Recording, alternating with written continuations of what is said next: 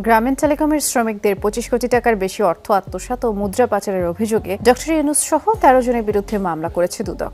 সম্প্রতি আইনজীবী সাইফুল হত্যা এবং জুলাই-আগস্টে আহতদের অর্থ আত্মসাতের অভিযোগে আন্তর্জাতিক অপরাধ ট্রাইব্যুনালে ডক্টর ইউনূসের নামে মামলা।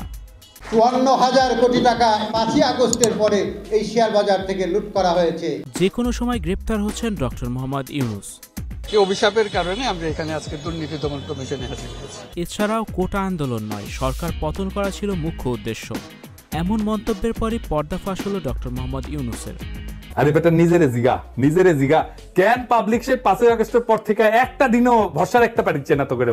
স্টুডিও 4D আপনাদের জন্য নিয়ে এসেছে শীতাতাপ নিয়ন্ত্রিত স্টুডিও সুবিধা, আছে অত্যাধুনিক মেকআপ রুম। বিস্তারিত জানতে এখনই কল করুন 01974860664। হাউসটি দেখতে চলে আসুন আমাদের ঠিকানায় সেক্ষেত্রে রোড নাম্বার 9 বাড়ি 24। এ বিষয়ে বিস্তারিত জানতে সম্পূর্ণ ভিডিওটি মনোযোগ সহকারে দেখতে থাকুন। সাধারণ জনগণ বলছে আমরা আগেই ভালো ছিলাম, যা করেছিলাম তারেক রহমানের নির্দেশই করেছি। এমনই মন্তব্য করে বৈষম্য বিরোধী ছাত্র আন্দোলনের সমন্বয়ক আব্দুল হান্নান।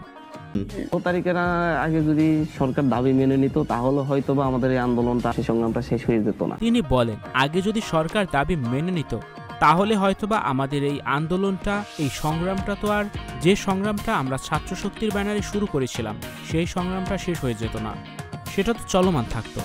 সেটা হয়তো পরবর্তী আরেকটা সুযোগের অপেক্ষায় থাকতো। এদিকে বিশেষজ্ঞদের মতে শীঘ্রই দেশে ফিরবেন শেখ হাসিনা।